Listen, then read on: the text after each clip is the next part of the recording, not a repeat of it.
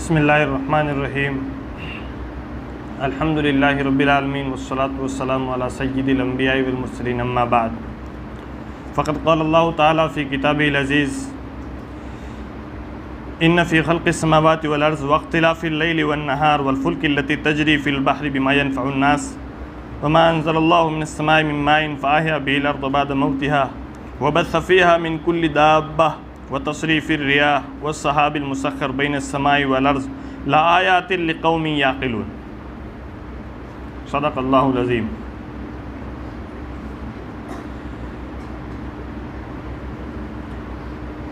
मुहतरम असातिज़ा इकराम और अज़ीज़ तलबा, हफ्तावारी मुहाज़रात का सिलसिला इंतहाई दिलचस्प, इंतहाई मुफीद और हम सब के लिए हमेशा हमतन गोश होकर सुनने की चीज़ हुआ करेगा इंशाअल्लाह। इसमें एक मुहाजिर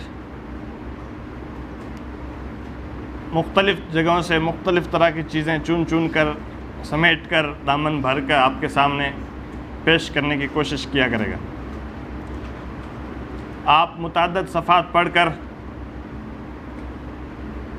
जो चीज़ें हासिल करें वो चीज़ें आपको एक ही मजलिस में मिल सकती हैं। ये सिलसिला बहुत मुफीद था। हम लोग अल-महदुल आलिया अल-इस्लामी में हुआ करते थे। एक ही साल रहना नसीब हुआ, मगर उस एक साल में कम अज़ कम 15-20 मुहाज़रे मुख्तलिफ़ असातिज़ाए और माहिरीन फ़नून के हुए, जिसमें मेडिकल, माशियात, सियासत, बैनुल अक़वामी हालात हाज़िरा, जियोग्राफ़ी और मुतअद्दिद हिंदुस्तान से बाहर के हालात, मशरिक़ वस्ता वगैरह के हालात पर मुहाज़रे हुए। इनके अलावा हमारी दरसियात पर फ़िक़्ह और सीरत, हदीस, तारीख़ वगैरह पर भी हुए। ख़ुद मौलाना फ़िक़्ह पर बहुत अहम मुहाज़रात दिया करते हैं। मौलाना खालिद सैफुल्लाह रहमानी, उनके मुहाज़रात सबक का हिस्सा हैं अहले इफ्ता के लिए। उसी से ये फ़िक्र हमें ख़ुद शुरू से थी। मौलाना ने ये चीज़ शुरू करके एक तरह से हमारे ख़यालात को महमीज़ किया, हमारी एक फ़िक्र को, एक सोच को मौलाना ने अमली जामा पहना दिया। इसके लिए हम सब मौलाना के हकीकतन शुक्रगुज़ार हैं, हज़रत मोहतमिम साहब के, और उम्मीद करें, हम लोग कोशिश करें कि इन मुहाज़रात को क़द्र की निगाह से देखें, हमेशा इनमें शरीक हों, कोई भी मिस ना हो। ये इब्तिदाई गुफ्तगू थी। आज का हमारा मुहाज़रा मुतअद्दिद नहीं बल्कि एक मख़सूस मौजू पर है, लेकिन उस मौजू को समझने के लिए हमें कुछ तमहीदात की ज़रूरत है। चूँकि हमारे लिए ग्रीनविच मीन टाइम GMT क्या होता है, ये मेयारी वक्त क्या होता है, ख़ुद ये मौजू ही इतना पेचीदा है ज़रा, इसलिए सबसे पहले हमें इसकी बुनियादों को समझना ज़रूरी है। दुनिया में जिस कुर्रा अर्ज़ पर हम रहते हैं, ये ज़मीन घूमती है। कुरान करीम में भी कहा गया है कि ये सब सैयारे अपने अपने मदार में घूमते रहते हैं, तैरते रहते हैं। ज़मीन अपने आप में अपनी जगह खुद भी घूमती है और ये सूरज के इर्द गिर्द भी घूमती है। सूरज जो बज़ाहिर हमें निकला हुआ और डूबता हुआ नज़र आता है, हकीकतन ऐसा नहीं है। सूरज खुद भी घूम रहा होगा, मगर ज़मीन ज़रूर उसके इर्द गिर्द घूमती है। ज़मीन अपने आप में एक चक्कर खुद अपना पूरा करती है और इसी तरह करते करते पूरा एक सूरज के इर्द गिर्द भी चक्कर लगाती है। ज़मीन किस तरह घूमती है? ज़मीन मगरिब से मशरिक़ की तरफ घूमती है। यानी हमारा जो मगरिबी हिस्सा है हमारी ज़मीन का, उधर वाला, और मशरिक़ी हिस्सा जो यहाँ इधर वाला आपकी तरफ का, या आपकी तरफ का हिस्सा घूमने में हमेशा आगे रहेगा, और पिछला हिस्सा जो है ये बाद में आएगा। यहाँ सुबह पहले होगी, यहाँ बाद में होगी। इधर दोपहर पहले होगी, इधर बाद में होगी। इधर रात पहले आएगी, इधर बाद में आएगी। तो ज़मीन गोया इस तरह घूम रही है। इस घूमने का क्या मकसद है और पूरे सूरज के इर्द गिर्द घूमने का क्या मकसद है, यह भी बहुत अहम है। ज़मीन का एक चक्कर, यानी वो जो ज़मीन का जो कुरा है, ये पूरा, यानी जिस जगह हम हैं ये घूमकर वापस इस जगह आ जाए, यानी ज़मीन इस तरह पूरी घूम जाए, ये कितने वक्त में पूरा होता है? 24 घंटे में। इस तरह हो जाने से दिन रात बनते हैं। एक चक्कर करने से, एक मरतबा घूमने से दिन रात बनते हैं। कैसे? क्योंकि ज़मीन सूरज के इर्द गिर्द घूमती है, तो सूरज में रोशनी है, सूरज की रोशनी ज़मीन पर पड़ती है, ज़मीन के इस गेंद पर, इस कुरे पर, बॉल पर। जाहिर है जब एक तरफ रोशनी हो और वो दूसरी तरफ एक किसी गोल चीज़ पर पड़े, तो वो पूरी उस गोल चीज़ को रोशन नहीं करेगी, बल्कि कितनी को करेगी? आधे को। आधे में अंधेरा रहेगा, आधे में रोशनी होगी। इसी से, और हमेशा ज़मीन अपने तौर पर घूमती रहती है, तो वो एक ही तरफ से नहीं रहती। अगर ना घूमती तो दुनिया के जिस हिस्से में रोशनी रहती वहाँ रोशनी ही रोशनी रहती, यानी जहाँ दिन होता वहाँ दिन ही दिन होता, और जहाँ रात अंधेरा होता वहाँ अंधेरा ही अंधेरा होता, यानी रात ही रात रहती। इसमें अल्लाह ताला की हिकमत है कि उसे खुद घुमाया ताकि मुख्तलिफ़ इलाक़ों में मुख्तलिफ़ वक्त में रात दिन होते रहें, बदल बदल के। 24 घंटे में हर इलाके में रात भी हो जाती है, दिन भी हो जाता है। कुछ ऐसे इलाके हैं जो बाद में उनकी बात आएगी, जहाँ पर ज़रा सूरज की रोशनी कम पड़ती है या ज़्यादा पड़ती है, हमेशा पड़ती है या कभी कभार पड़ती है, तो फिर उनके हिसाब से वहाँ ये सब चीज़ें अलग अलग हैं। मगर अल्लाह ताला को वहाँ इंसानों को बसाना मकसूद ही नहीं था। वो चीज़ें इन बीच में बसे हुए इंसानों की ज़रूरियात के लिए रखी गई। दुनिया को गोल बनाना ज़रूरी था, वो एक अलग चीज़ है। खैर, तो 24 घंटे में ज़मीन जो 24 घंटे में चक्कर लगाती है, इससे दिन रात बनते हैं। मैंने जैसे कहा, ये जो नक्शा बनाया हुआ है ये ज़मीन है, और ये जो बीच में बड़ा दायरा है ये सूरज है। आप अपने जहन में भी तस्वीर कर सकते हैं। ज़मीन सूरज के इर्द गिर्द, सूरज यहाँ है और ज़मीन यहाँ है, ऐसे घूमती रहेगी। तो जैसे हमारा लट्टू घूमता है, जैसे हम लोग वो लट्टू जो खेल का होता है वो घुमाते हैं, तो वो अपने राउंड पे भी अपनी जगह पे भी घूमता है, और घूमते घूमते पूरे सूरज के इर्द गिर्द, यानी एक बड़े दायरे में घूमता है। इसी तरह ज़मीन सूरज के इर्द गिर्द घूमती है। तो अपनी जगह जब घूमती है तब तो दिन रात बनते हैं, और इसी तरह घूमते घूमते जब ये सूरज के चारों तरफ घूम लेगी, ये कितने दिन में चक्कर पूरा होगा? 360, 365, 64 मुतअद्दिद है, एग्जैक्ट की ज़रूरत नहीं। यानी हकीकतन एक तादाद बताई जाती है कि 364 दिन, 9 घंटे, इतने मिनट वगैरह वगैरह। हम उसके पीछे न जाते हुए आमतौर से एक साल में पूरा कर देती है चक्कर। जब ये चक्कर पूरे साल में पूरा हो जाता है तो एक साल मुकम्मल हो जाएगा। और इस चक्कर का मकसद क्या है? इस चक्कर का मकसद है मुख्तलिफ मौसमों का बनना। इस एक चक्कर से जो सूरज के इर्द गिर्द ज़मीन का होता है, इससे मौसमियात की तब्दीली होती है दुनिया में। देखिए, ज़मीन जो सूरज के इर्द गिर्द घूमती है, ये कोई मखसूस दायरे में, मखसूस दायरा तो ज़रूर होता है मगर बिल्कुल मुदव्वर नहीं है। जैसे देखा आपने, ये जो मदार मैंने ज़मीन का बनाया सूरज के इर्द गिर्द,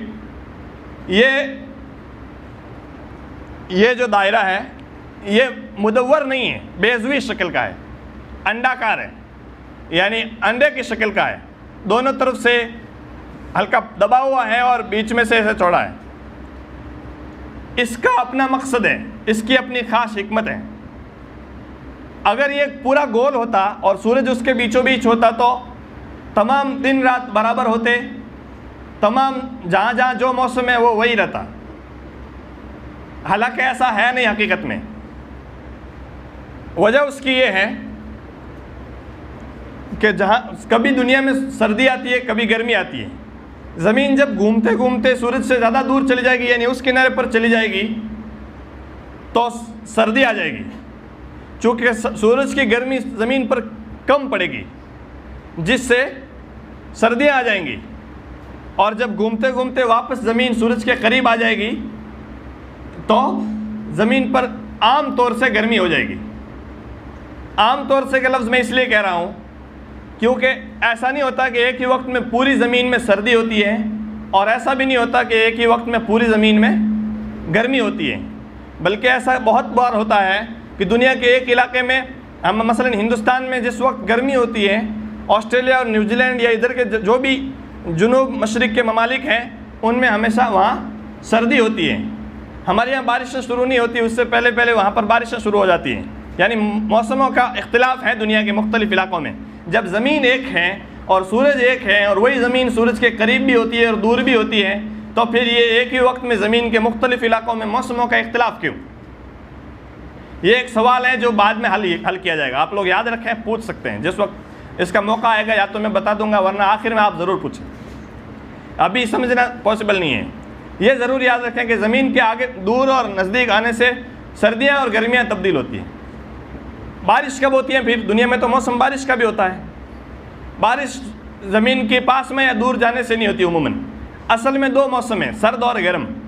जब ये गर्म मौसम होगा तो ज़मीन पर जो मौजूद पानी होगा वो खूब भाप बनकर हवा में उड़ जाएगा, मगर जो ज़मीन इस सूरज से दूर होती चली जाएगी वो मौसम ठंडा होता चला जाएगा।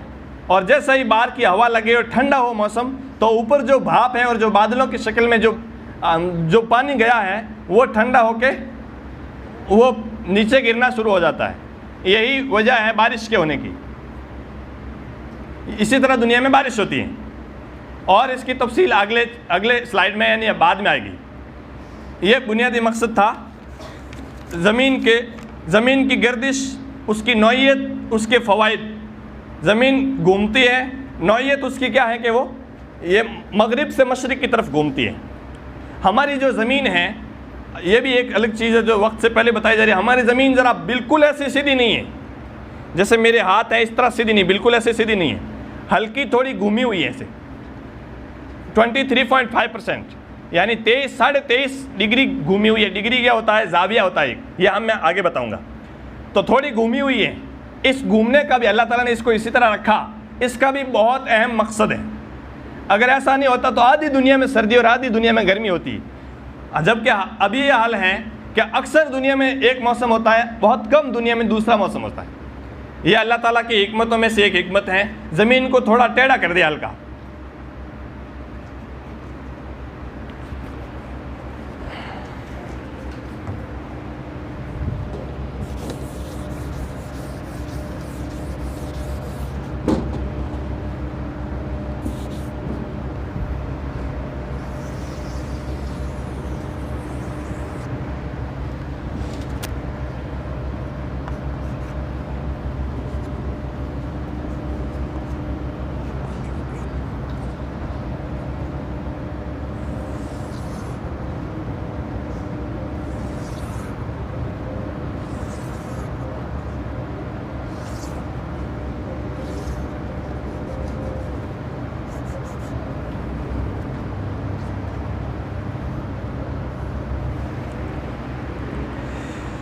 दूसरी चीज़ जो इस सिलसिले में हमें समझनी, ये भी तमहीदात में से, अभी हम असल मौजू पे नहीं आए।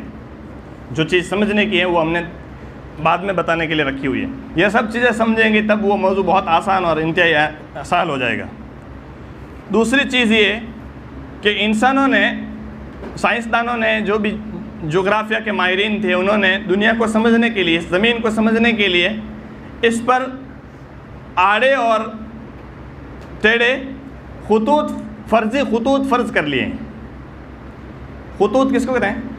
लाइनों को, रेखाओं को हिंदी में जिसको कहते हैं रेखा, यानी लाइनिंग। कुछ लाइनें ऐसे अमूदी हैं, खड़ी हैं, और कुछ लाइनें ऐसे आर्जी हैं, कुछ तूलन हैं, कुछ आर्जन हैं। खड़ी जो लाइनें हैं उनको क्या कहा जाता है? तूलुल बलद।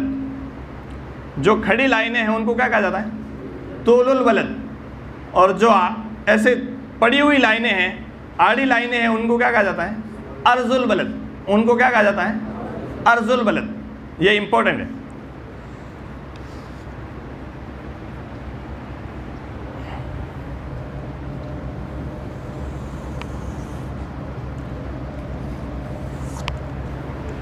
अर्जुल बलद जो हैं, इनके बीचों बीच में अर्जुल बलद के बीचों बीच में एक ख़त, ऐसे जैसे ये हकीकतन कहीं ख़त नहीं खींचे हुए दुनिया में, ये ख़त इमेजिनरी हैं, ये तस्वुराती यानी ख्याली हैं, काल्पनिक हैं, फ़र्जी हैं।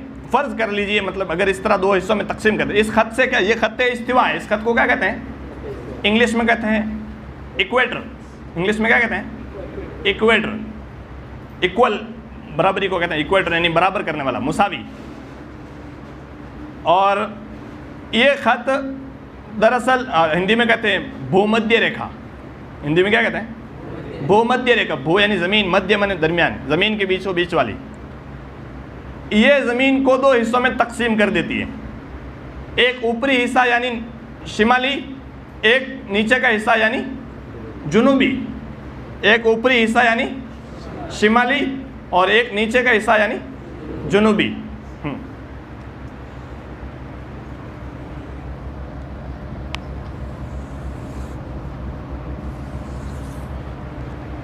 ये जो दो लाइनें मैंने अभी खींची, एक इस बीच वाली लाइन यानी जहाँ ई और डब्ल्यू लिखे हुए, ई से ईस्ट मुराद है, डब्ल्यू से वेस्ट, इस लाइन को क्या कहते हैं? ख़त्ते इस्तिवा। इस ख़त से एक लाइन ऊपर खींची हुई है, एक लाइन नीचे। ये दुनिया में, आप दुनिया को समझें, आप पूरे ग्लोब को हमने सामने रखा हुआ है। इसको सूरज के हिसाब से, सूरज कहाँ सीधा पड़ता है, कहाँ टेढ़ा पड़ता है, कहाँ सूरज की शुआएँ उमूदन पड़ती हैं, कहाँ नहीं पड़ती, ये सब के हिसाब से दुनिया वालों ने, दुनिया इस ज़मीन पर गौर करने वाले, रिसर्च करने वालों ने इस बीच वाले ख़त को खींचा और उसके दोनों तरफ दो ख़त खींचे बहुत दूर दूर।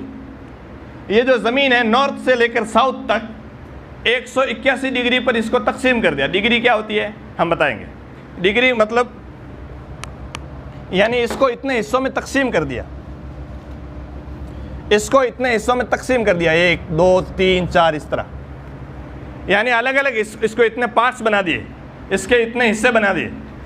यानी इस तरह क्यों ऐसे बनाया, किस आधार पर बनाया, किस बुनियाद पर? कि ज़मीन के बीचों बीच को अगर यहाँ एक नुक्ता फ़र्ज कर लिया जाए इस जगह, तो इससे ये ख़त्ते शिमाली हैं, कुतुब शिमाली, और ये है ख़त्ते इस्तिवा। तो अगर इसको बराबर बराबर हिस्सों में, इसको इस आखिरी बॉर्डर तक ले जाया जाए, यहाँ तक,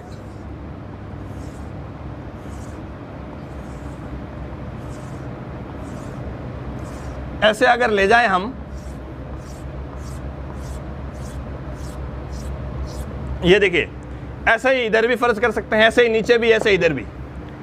तो ये जो है ये कितनी, 1 डिग्री, इससे लेकर ये 1 डिग्री, ये 2 डिग्री, इस तरह करते करते ये यहाँ पर आते आते हो गया कुल 90 डिग्री। कितने हो गए? हाँ, 90 डिग्री हो गए। तो अब देखिए ये जो है ना, यहाँ से एक ख़त खींचा गया, यानी पहली जो डिग्री जहाँ हुई है यहाँ, इसको इसके साथ एक ख़त, दूसरी यहाँ है तो इसके साथ इनके ये तो असल में है ही नहीं, इनको हटा देना चाहिए। समझ रहे ना बात आप?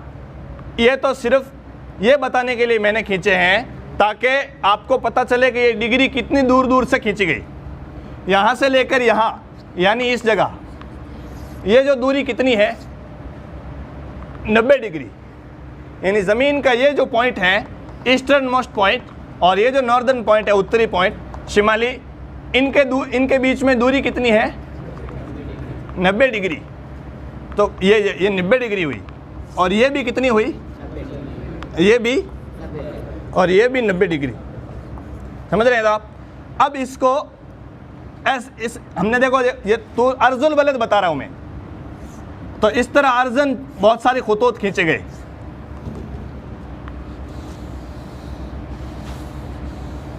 उसी डिग्री की बुनियाद पर, 1 डिग्री अगर यहाँ है तो 1 डिग्री की बुनियाद पर एक ख़त खींचा गया, 2 3 4 इस तरह करते करते बहुत सारे खुतूत खींचे गए।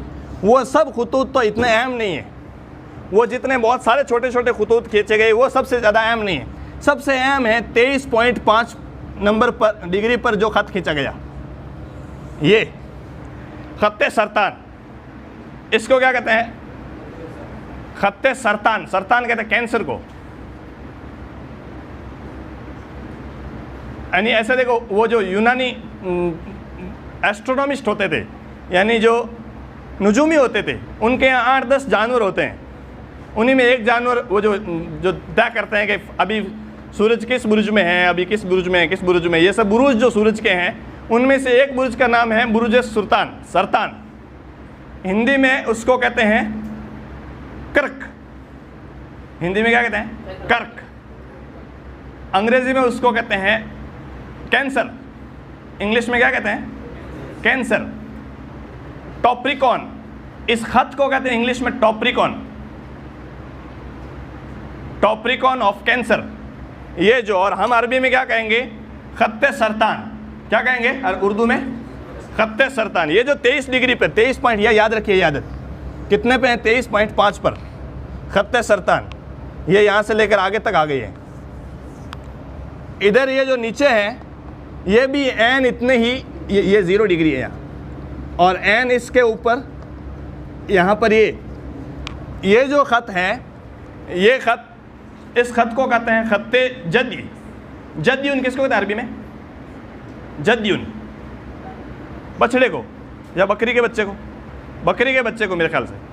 वो उन जानवरों में जो उन नुजूमियों के यहाँ बहुत सारे जानवर हैं, उनमें से एक ये जद्दीउन भी है, यानी बकरी का बच्चा। कुरान में भी मेरे ख्याल से जिक्र आया होगा या कहीं है, कुरान में भी आया है। तो इससे ये खत्ते जद्दी कहलाई गई।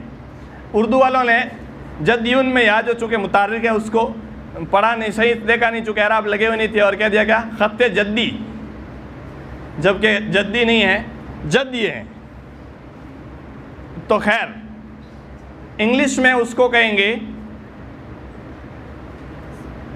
कैप्रिकॉन, ट्रोपिकन। मैंने सारे गलत कहा।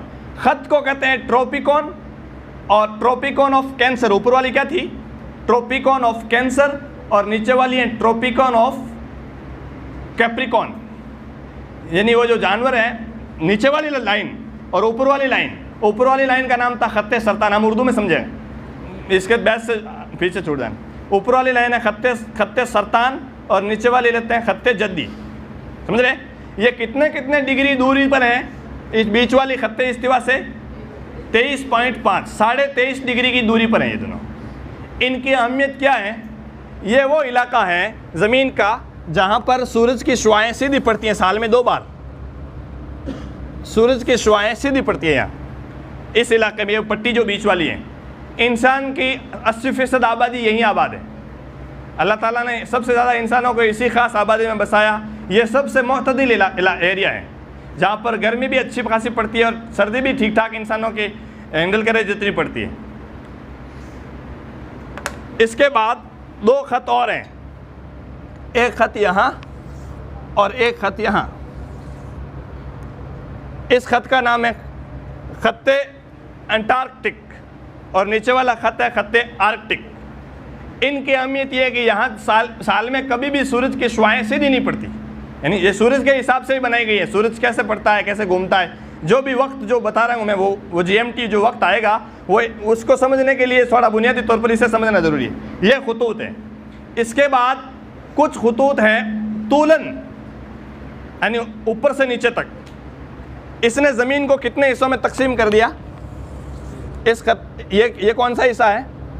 शिमाली, ये शिमाली निस्फ कुर्रा, शिमाली निस्फ कुर्रा, और ये जुनूबी निस्फ कुर्रा अर्ज़।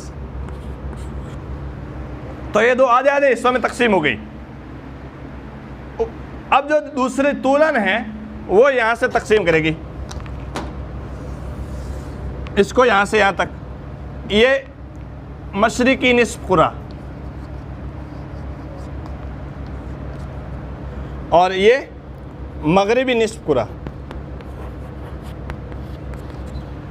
ये 2 अलग अलग हिस्सों में तकसीम हो गई ज़मीन, आधा उधर आधा इधर। ये जो लाइनें हैं ये 67 डिग्री पर हैं, यानी 67 डिग्री, और ये भी 67 डिग्री। और ये कौन से, ये कहाँ है? 90 डिग्री। ये कहाँ है? ये 90 डिग्री। तो ये अर्जुल बलद था। अब तूल बलद में जो बीच वाली लाइन है, ये नॉर्थ से लेकर साउथ तक आई।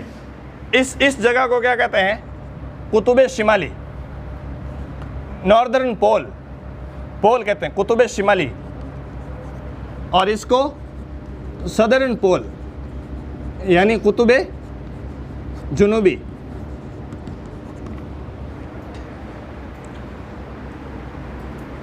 खैर ये समझना ज़रूरी था। तूलुल बलद की जितनी, इसमें भी लाइनें हैं बहुत सारी, इसमें भी इस तरह लाइनें समझी अलग अलग फ़र्ज की गई है बहुत सारी।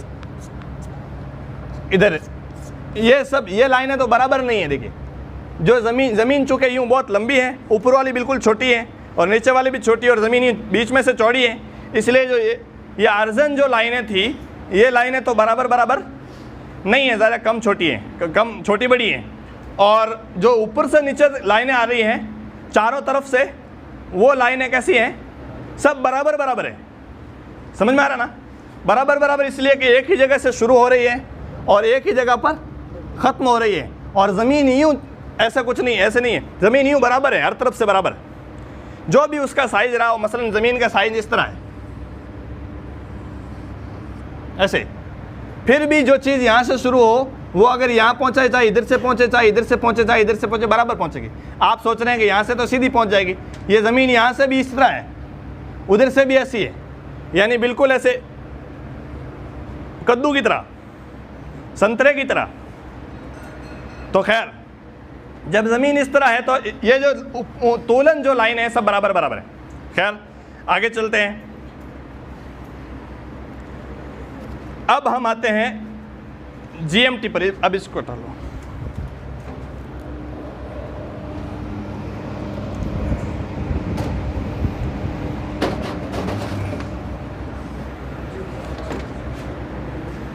हमने देखा कि दुनिया में वक्त बहुत अलग अलग हैं। हम लोग सोचते हैं, आज करने लोग जाते हैं ना, तो यहाँ पर हम लोग फजर पढ़ के फारिग हो जाते हैं, वहाँ सोए रहे होते हैं लोग, या अभी फजर की अज़ान ही नहीं हुई होती है। दुनिया के मुख्तलिफ़ देशों में, मुख्तलिफ़ मुल्कों में अलग अलग वक्त हैं।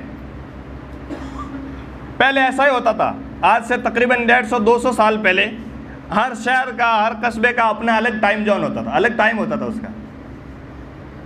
जब तक ब्रिटिश राज नहीं आया, जब तक बरतानवी साम्राज्य ने दुनिया के अक्सर हिस्से पर कब्जा नहीं कर लिया, तब तक पूरी दुनिया में हर देश का, हर मुल्क का, हर सूबे का, हर रियासत का अलग अलग वक्त होता था। उससे जब एक रियासत को अपनी रियासत में रहना, अपने शहर में, अपने देश में रहना है और दूसरे देशों से कोई मतलब नहीं, तो कोई तिजारती ताल्लुकात नहीं, कोई दुनिया ग्लोबल विलेज नहीं बनी, यानी आलमी गांव नहीं बनी, तब तक तो इससे कोई दिक्कत नहीं थी। लेकिन जब बरतानिया का राज दुनिया भर में हुआ, दूसरी तरफ दुनिया ने सनाती तरक्की की और दुनिया में रेल आ गई, दुनिया में रेल बन गई और रेल को एक जगह से, एक शहर से दूसरे शहर नहीं बल्कि मुतादिद शहरों में जाना पड़ता। और दिक्कत ये आती कि हर शहर का वक्त अलग अलग है। तो फिर तिजारती नुक्ता नज़र से, मईशती नुक्ता नज़र से और दुनिया समाजी तरह तरह से दिक्कतें आने लगी। रेल को वक्त मुतयन करने में, एक जगह आए, यहाँ पर 1 बजा हुआ है, आगे जाएंगे वहाँ भी 1 बजा हुआ है, 1 घंटे का सफ़र कर लिया, वहाँ भी 1 बजा हुआ है, तीसरी जगह गए, वहाँ भी मसलन 1 बजा हुआ है। तो अब रेल कैसे मुतयन करें कि क्या करें? तो इसलिए ज़रूरत महसूस हुई दुनिया वालों को कि कोई ना कोई एक मेयार मुतयन कर लेना चाहिए, जिससे पूरी दुनिया में वक्त उसी मेयार को बुनियाद बनाकर किया जाए। एक मेयार या बुनियाद बना ली जाए कि फ़लाँ जगह को बिल्कुल निस्फ दुनिया का वस्त समझ लो, और उससे जो इधर के ममालिक हैं जहाँ पर सूरज पहले निकलता है, उनको क्या समझ लिया जाए, उनमें उस बुनियादी मेयारी वक्त को आगे समझ लिया जाए, यानी आगे फ़र्ज कर लिया जाए। मसलन अगर इस मेयारी जगह पर 1 बजा है और उससे एक 15-20 कोस या 15-20 मुल्क इधर दूर, जहाँ भी इधर के इलाकों में 2 बजे, 4 बजे, 5 बजे, 6, 7, 8, 10 बजे शामी की, और जो इससे मशरिकी मगरिबी साइड में जो मुल्क हैं उनमें एक से नहीं बल्कि 12 बजे, 11 बजे, 10 या 9, 8, 7, 8 इस तरह बजे ये दुनिया में राय आई। दुनिया भर के ममालिक ने, वाशिंगटन डीसी कहाँ है? अमेरिका में। इस जगह 1885 में ये मीटिंग हुई और सब लोगों ने 26 मुल्कों के, बहुत बड़े बड़े मुल्कों के लोग जमा हुए और उन्होंने ये राय दी और राय पर फैसला हो गया। और ये तय हुआ, बात अमेरिका में हो रही, लेकिन फैसला ये हुआ कि अमेरिका के किसी शहर को, किसी भी दुनिया के एक शहर को माना जा सकता था मेयार, दुनिया जाहिर हर तरफ से एक ही है, किसी भी एक जगह को मेयार माने तो उसके चंद ममालिक दाएं तरफ होंगे, चंद बाएं तरफ, चंद मशरिक में होंगे, चंद मगरिब में। लेकिन फिर भी चूँकि उस वक्त हर तरह से बरतानिया का दुनिया पर गलबा था, इसलिए भी, और दूसरी भी वजूहत रही होंगी, कुछ जोग्राफियाई भी, कुछ भी हो, बरतानिया में लंदन के एक पास एक गांव या शहर आजकल कहिए, ग्रीनविच नाम का, क्या नाम था? ग्रीनविच। उसको माना गया दुनिया की सबसे, वो बीच की मेयारी जगह माना गया, जिसको बुनियाद बनाकर उसके मशरिकी ममालिक को, मगरिबी मशरिकी ममालिक में दिन टाइम को उससे ज़्यादा बढ़ाया गया, प्लस किया गया, और जो उससे मगरिबी है उनमें माइनस किया गया। समझ रहे हैं आप? इसका पर्पज़, मकसद ये था ताकि पूरी दुनिया में एक ही जगह बैठे बैठे अंदाज़ा लगाया जा सके कि ये जगह यहाँ पर मौजूद है, इसलिए इसका फला जगह फला ख़ास रकबे पर कोई देश मौजूद है तो उसमें इस वक्त क्या हुआ होगा, यह मुतयन करने के लिए दुनिया में एक मेयार वक्त तय किया गया। जैसा ये दुनिया है, ये दुनिया का नक्शा है, ऐसे ही रैंडमली, लेकिन इसमें देखिए ये 0 डिग्री है, ये 15 डिग्री, ये 30 डिग्री, 45 डिग्री, ये 60 डिग्री, 75, 90, 105, 120, 135, 150, 165 और 180 इस तरफ, और इसी तरह 180 इस तरफ। इस तरह करने से दुनिया को गोया 2 हिस्सों में तकसीम कर दिया। ये वो ख़त है, कौन सा? वो जो ऊपर से नीचे आया है, तूलुल बलद वाला। तूलुल बलद में इस्तिवाई ख़त ये है, इससे कुछ ममालिक इधर हैं, कुछ ममालिक इधर, आधी दुनिया उधर, आधी इधर।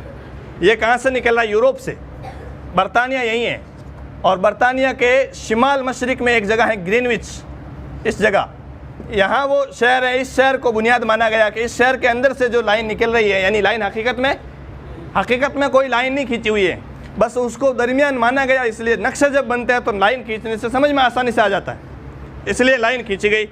अब इसके जो ममालिक इधर हैं उनको मशरिकी माना गया, इधर मगरिबी।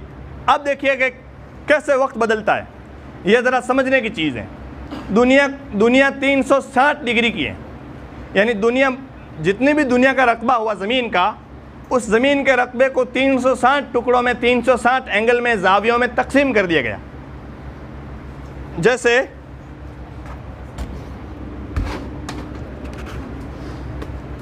ये जो ज़मीन है, इसको इस तरह करके कितने हिस्सों में तकसीम कर दिया गया? 360 डिग्री में तकसीम कर दिया गया, ऐसे, यानी इतने हिस्सों में तकसीम कर दिया गया। और ये दरमियान है, तो कुछ हिस्से इधर रहे, आधी दुनिया उधर, आधी इधर, इस तरह इसको तकसीम कर दिया गया। अब यहाँ 0 डिग्री है, इसको बुनियाद माना गया, इसको 0। ज़मीन 1 घंटे में 15 डिग्री का सफ़र करती है। ज़मीन जो घूमती है ना, अपने तौर पर जो घूमती है, वो 1 घंटे में कितना घूमती है? 15 डिग्री। और दिन रात में घंटे कितने हैं? 24। 1 घंटे में 15 डिग्री घूमती है, यानी 60 मिनट में कितना घूमती है? 15 डिग्री। तो 1 मिनट में कितनी, 1 डिग्री में कितना मिनट लगेगा? 4 मिनट। कितना मिनट? 4 मिनट। ये समझो आप इस तरह, 24 घंटे को 360 पर ज़रब दें, अगर डिवाइड करें, हम बांटें, तो 1 घंटे कितना आता है? 15, यानी 15 डिग्री। ज़मीन को मतलब 360 हिस्सों में तकसीम कर दिया गया, और ज़मीन घूम रही है एक जगह से, यहाँ से मसलन इधर गई, 1 घंटा लगा वहाँ, यहाँ से इतना इधर जाने में।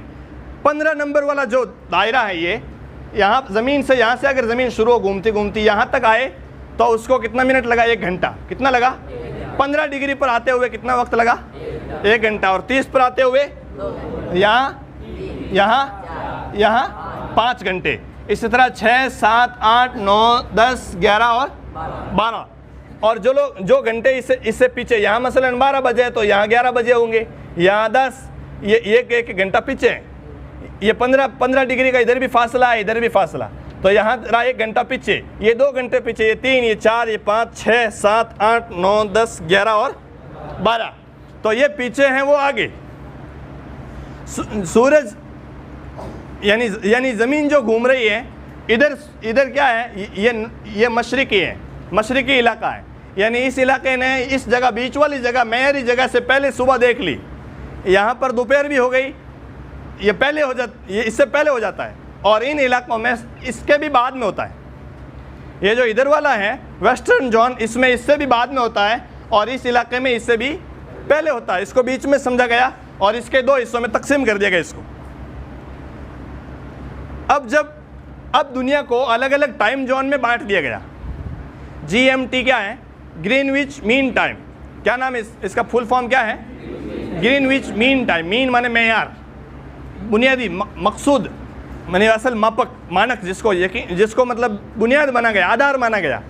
GMT Greenwich mean time. आजकल ये ज़रा पुराना हो गया, और चूँकि एक ख़ास शहर पर भी इसका इतलाक़ हो रहा है, इसलिए भी मुनासिब नहीं समझा गया। आजकल इसको UTC कहते हैं। UTC यानी यूनिवर्सल, और T से टाइम, और C से कोऑर्डिनेटेड,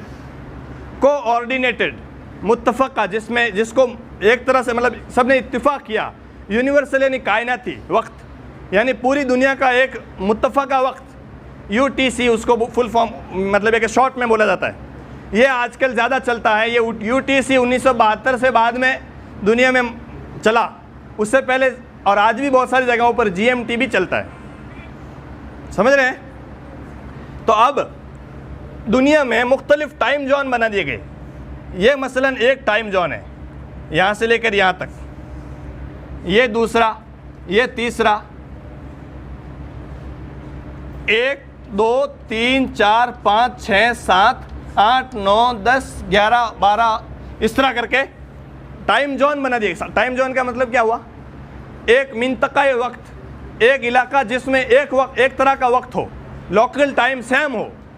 दुनिया के जो ममालिक इस इलाके में पड़ेंगे, इस पट्टी में पड़ेंगे, चाहे ये अफ्रीका हो, चाहे यहाँ यूरोप हो, चाहे एशिया का इधर का हिस्सा हो, इस पट्टी में जो देश पड़ेंगे उनमें टाइम क्या होगा? एक वही टाइम जो ग्रीनविच पे है। ग्रीनविच मीन टाइम में जो टाइम है, यानी अभी मसलन वहाँ 12 बजा है, तो यहाँ भी क्या बजेगा? 12 बजेगा, और यहाँ भी 12 बजेगा। बराबर टाइम रहेगा, क्योंकि वो उसी खास पट्टी में पड़ रहे हैं। इस पट्टी से 15 डिग्री इधर, 15 डिग्री मतलब टाइम कितना? 1 घंटा। तो इससे जितना इधर होंगे कितना वक्त बढ़ जाएगा? बढ़ेगा क्या घटेगा? बढ़ेगा, क्योंकि ये मशरिक में है, यहाँ सूरज पहले दिखा है। समझ रहे ना? तो इस यहाँ अगर 12 बजे तो यहाँ कितना बजेगा?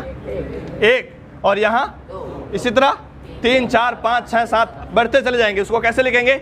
GMT +1 +2 +3 +4 +5। इंडिया में क्या है? GMT +5.30, 5.5। GMT +5.5। हिंदुस्तान बरतानिया के वक्त से 5.5 घंटे आगे चलता है, चूँकि यहाँ सूरज पहले दिख जाता है। खैर, ये 5.5 कैसे आया? यहाँ तो 1 घंटे बढ़ाया गया, वो बताया जाएगा। तो इस तरह जब दुनिया में कर दिया गया, इधर वाले माइनस हो जाएंगे, इधर वालों में घटा दिया जाएगा, यानी इसको उस वक्त से घटा के यहाँ अगर 12 बजे तो यहाँ कितना बजेगा? यहाँ इसी तरह पीछे चले जाएंगे। ये है दुनिया में वक्त का हिसाब किताब। इसको कहते हैं GMT, जो बुनियादी वक्त है, आगे और पीछे दोनों हिसाब से। इसी तरह ये तो हुआ टाइम जोन। दुनिया में इस जगह ये है पैसिफिक, यानी ये बहरहाल एक समंदर है।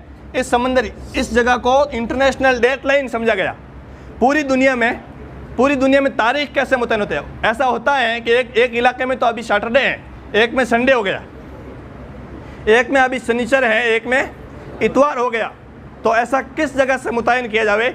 दुनिया में एक ख़ास जगह है, इस जगह ये न्यूजीलैंड, और इसके यहाँ से ये पैसिफिक ओशियन है, यानी इस जगह का जो समंदर है, उस समंदर को दुनिया में डेट लाइन का फासिल समझा गया। उससे उधर के इलाके में, यानी इस खास जगह से जो मशरक़ी इलाका होगा, वहाँ एक तारीख पिछले इलाके से पहले होगी। यही वजह है कि सबसे पहला देश जहाँ पर तारीख बदलती है कौन है? वो न्यूजीलैंड। कौन है? इसी वजह से जब न्यू ईयर होता है तो सबसे पहले कहाँ से खबरें आने लगती है? न्यूजीलैंड में। हम लोग का अखबार आता है उससे पहले कि वहाँ जश्न मना लिया गया, जो भी होता है। वो इसलिए कि वो सबसे पहला देश है। खैर, यानी ये भी ज़रूरी था कि डेडलाइन भी तय की जाती कि कहाँ कौन सा तारीख दिन है। अब ये जो टाइम जोन है, इस टाइम जोन में ज़रूरी नहीं है कि इतना ही सीधा सीधा पट्टी हो, यानी जैसे ऐसे सीधी चलती। उमूमन क्या होता है कि एक देश अगर यहाँ से शुरू हुआ और यहाँ तक चल रहा है, तो ऐसा भी हो सकता है कि एक देश पूरा का पूरा एक ही टाइम जोन रखे, यानी यहाँ अगर से जा रहा है दूसरे में, लेकिन फिर भी ये चूँकि देश एक है और लोगों को आसानी इसमें होती है, इसलिए पूरा का पूरा देश चाहे वो दूसरे टाइम जोन में घुस जा रहा है, लेकिन फिर भी वो अपना टाइम कैसा रखता है, एक ही टाइम रखता है। ऐसा हो सकता है। हिंदुस्तान की हालत क्या है? हिंदुस्तान दो अलग अलग टाइम जोन में आता है। हिंदुस्तान बड़ा है ना, गुजरात से लेकर अरुणाचल प्रदेश तक हिंदुस्तान बहुत बड़ा है। हिंदुस्तान का रकबा देखा जाए तो 29 डिग्री है, यानी दुनिया के 29 डिग्री या 29.5 डिग्री पर हिंदुस्तान फैला हुआ है।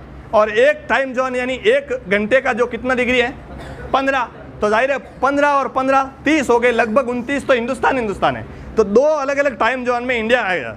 अब जब इंडिया आ गया तो इंडिया ब्रिटिश राज में जिस वक्त था, हिंदुस्तान में कितने टाइम जोन थे? 2, एक बॉम्बे टाइम जोन, एक कलकत्ता टाइम जोन।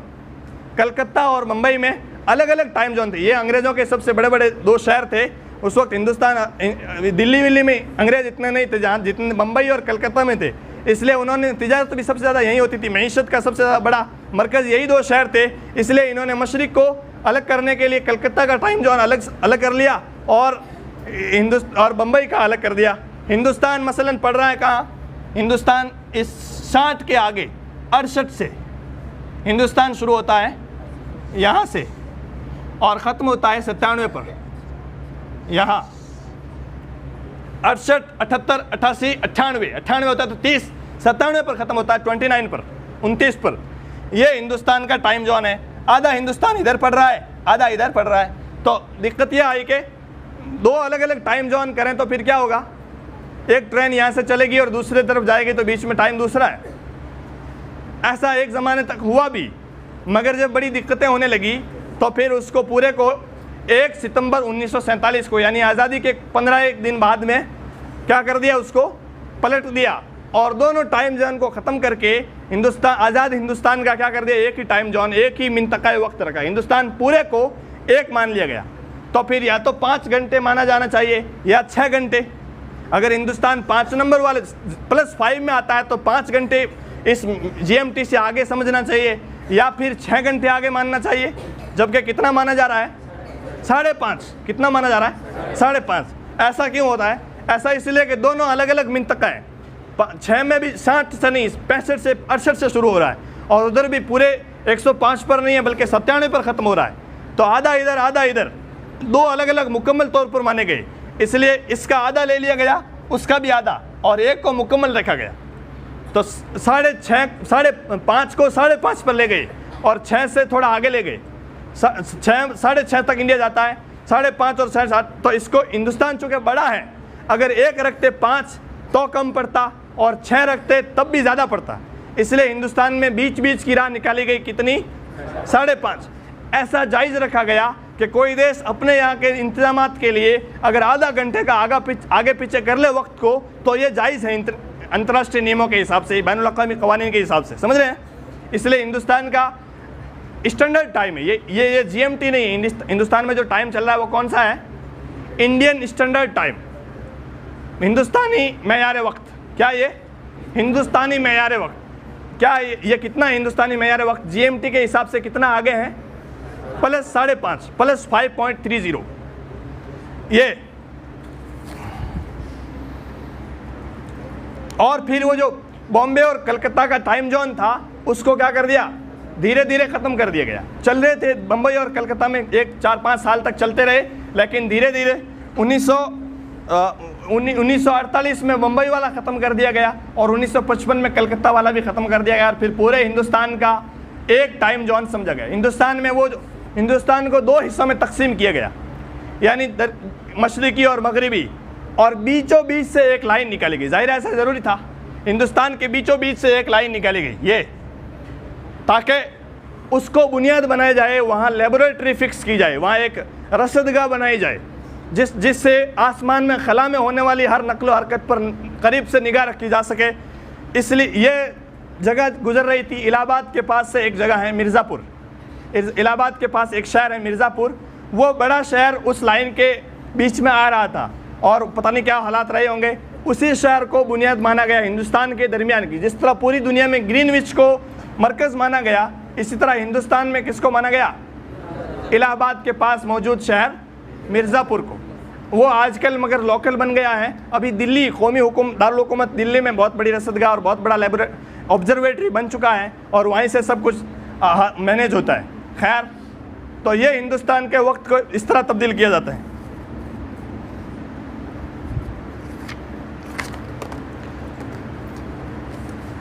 तो मेरे ख्याल से लगभग सब बातें आ ही गई हैं। एक बुनियादी चीज़ ये कि मौसम कैसे बदलते, एक ही कुर्रे पर मौसम कैसे बदलते, जो मैंने बात बीच में छोड़ दी थी।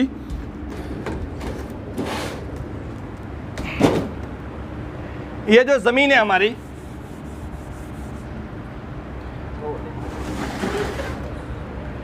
ये जो ज़मीन है और ये इसका मदार है और ये है सूरज।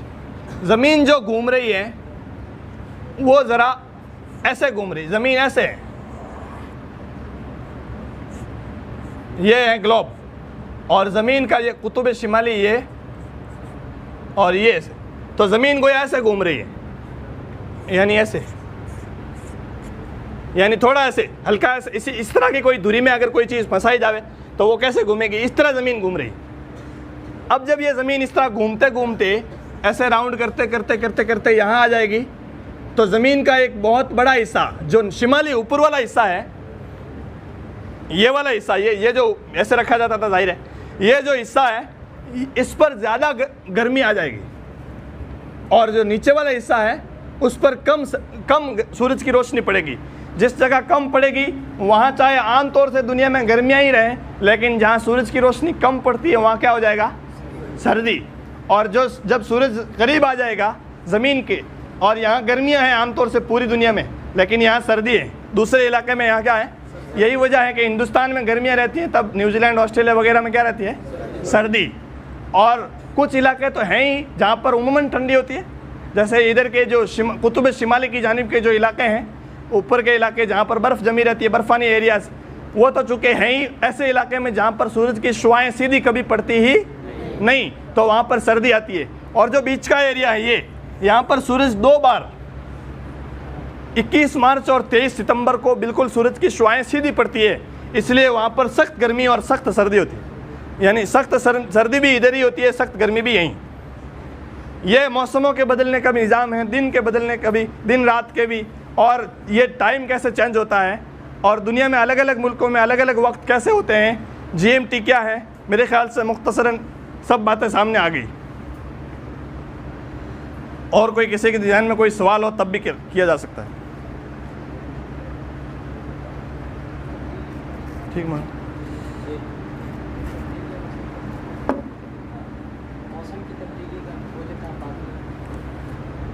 मौसम की तब्दीली का तो अभी बताया गया था। सूरज चूँकि मुकम्मल तौर पर नहीं पड़ता, देखिए और ज़्यादा वाज़े कर दे, इसको इस तरह करना है तो वाज़े हो जाएगा और ज़्यादा। ये शिमाल है, हिंदुस्तान को खत्ते इस्तिवा ने 2 हिस्सों में बांट दिया है, ये शिमाल और ये है जुनूब। और ये ज़मीन अगर देखी जाए तो यहाँ है शिमाल और यहाँ है जुनूब, यानी गोया इस तरह है ज़मीन। जब घूमते घूमते घूमते घूमते एक इलाके जैसे ज़मीन घूमते घूमते चली जाएगी कहाँ? सूरज के, ये सूरज है, सूरज के करीब आ जाएगी, तो सूरज का ज़मीन का एक बहुत बड़ा हिस्सा तो सूरज के एकदम सामने आ जाएगा, मगर एक बहुत छोटा हिस्सा सूरज से पीछे करीब है, इसलिए ज़्यादा इलाके पर रोशनी पड़ी तो वहाँ तो गर्मी हो गई, आमतौर से ज़मीन पर गर्मी, और बहुत थोड़ा इलाका पीछे छुपा जाएगा, वहाँ पर सर्दी रहेगी।